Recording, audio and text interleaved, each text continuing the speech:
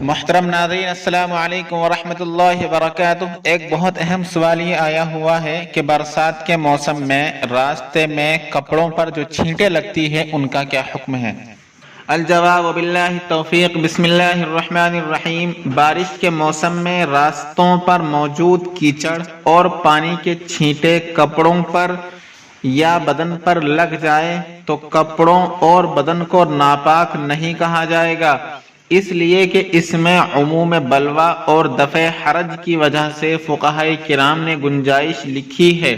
البتہ اگر اس کیچڑ میں نجاست صاف نظر آ رہی ہو یا ظن غالب ہو یا پھر پانی کا رنگ اور بو نجاست کے ملنے کی وجہ سے تبدیل ہو گیا ہو، بدل گیا ہو، تو ایسی صورت میں کپڑوں اور بدن کا دھونا ضروری ہوگا۔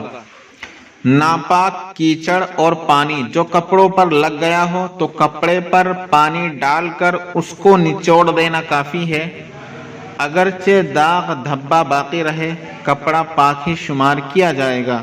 فقط والسلام، واللہ اعلم بالصواب وعلمہ اتم۔ ویڈیو پسند آئے تو لائک کیجئے، شیئر کیجئے اور چینل کو سبسکرائب کر دیجئے۔